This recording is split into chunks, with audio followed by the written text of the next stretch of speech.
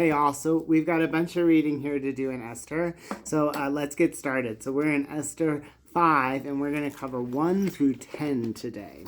So, now it came to pass on the third day that Esther put on her royal apparel and stood in the inner court of the king's house over against the king's house. And the king sat upon his royal throne in the royal house over against the gate of the house.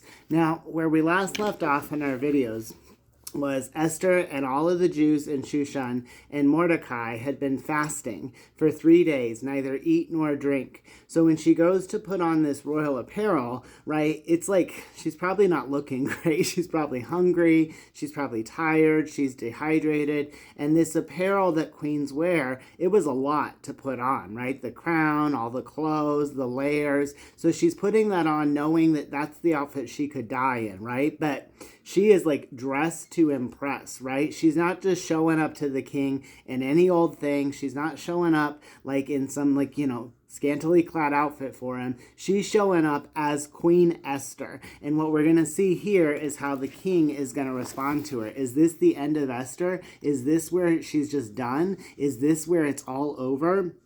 And it was so when the king saw Esther the queen standing in the court that she obtained favor in his sight, and the king held out to Esther the golden scepter that was in his hand. So Esther drew near and touched the top of the scepter. So the king would hold this golden scepter, as the scripture says, and when he wanted to say, hey, come forth, he'd hold forth the scepter. Now, the alternative to that would be there was a guard there with a sword who would just off you, and that guard was probably ready to do that because he didn't do things very often. So that was the situation we had. So as the king saw Esther, she started to approach, and let's see what the king says to her. Then the king said unto her, what wilt thou, Queen Esther, and what is thy request? It shall be given thee to half of the kingdom. So the word when he says hey, what will thou? It's actually like the way we would say, what's wrong with you? Like, even though she was dressed up in apparel, she's showing up, he hasn't seen her for 30 days. So his kind of question is like, what is going on, Esther? But notice he addresses her as Queen Esther. So he recognizes that she's showing up the way that a queen would show up. And so he asks her that. And when he says, do you want anything to half of my kingdom? We actually see that later on in the New Testament as well.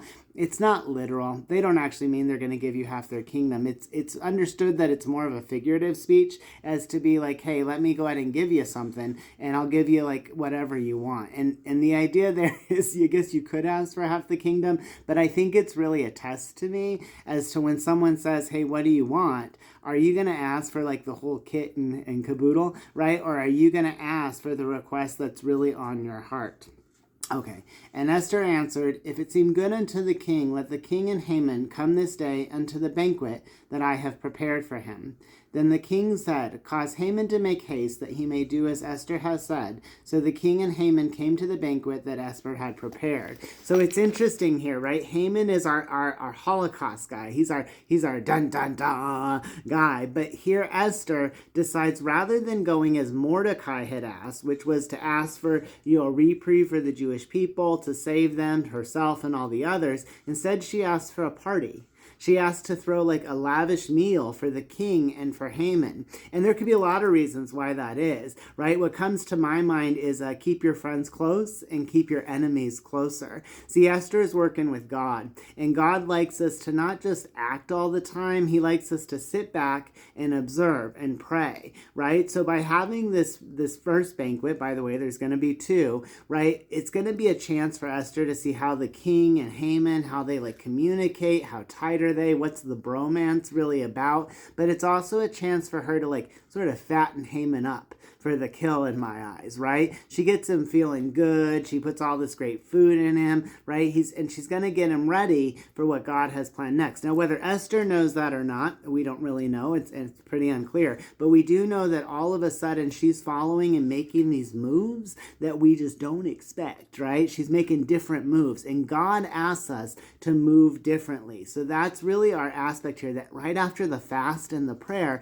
Esther starts moving in a way that things start to show in her favor. And that's how we can kind of indicate that she's now moving with the Lord. She's not doing what the men have told her to do, which is honestly what we can ask. You always want to ask that any man or woman in your life puts God first. And when we love God, it allows us to love people. So they've had this huge meal.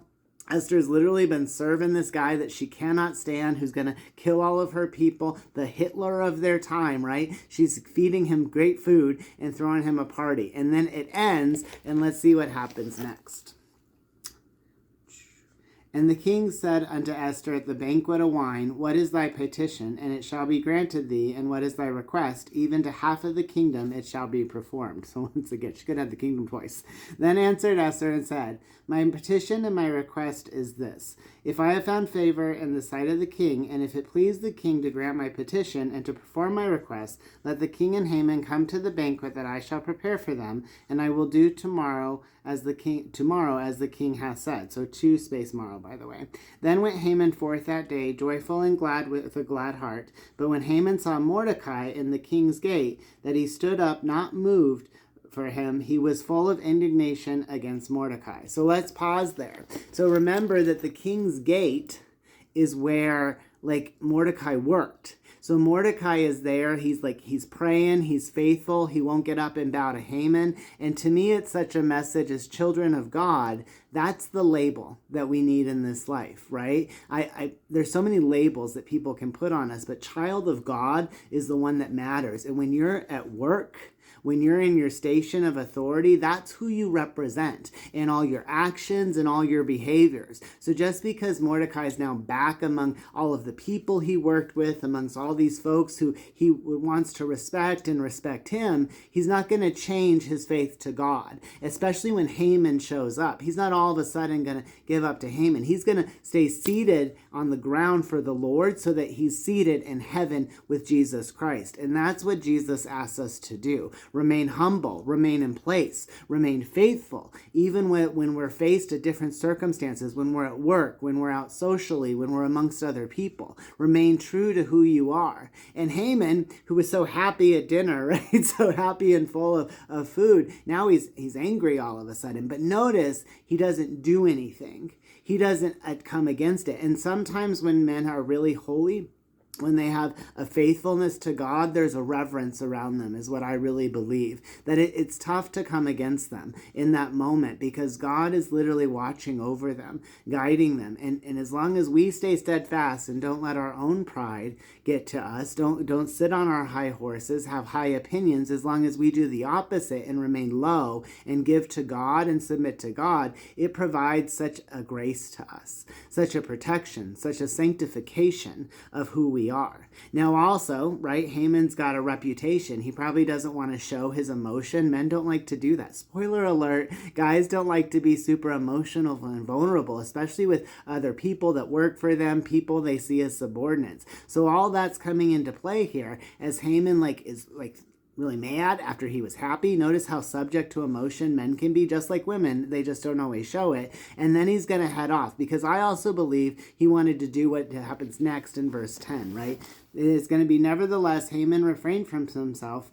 And when he came home, he sent and called for his friends and Zeresh, his wife. So I really believe that Haman's ego was what drove a lot of this. He wanted to brag about this party, about being honored. He wanted to tell everybody, right? So many times God asks us to be quiet, and men want us to shout from the rooftops. Men want us to scream. You want to go on Facebook and write a huge long post, right? You want to go and tell everybody what's going on. But God wants us to be quiet about the things working in our life, particularly when we're working with him. Esther didn't tell anyone her plans, right? She knew that what was at risk, and she just delivered through. Mordecai isn't sitting there wailing, screaming, trying to force everyone into berating them with his opinion. He's sitting there faithful to God. We have a strong contrast of the children of God here who are going to sit and pray and be humble, and also those who are not the children of God who are going to rage and then go brag and tell all their friends.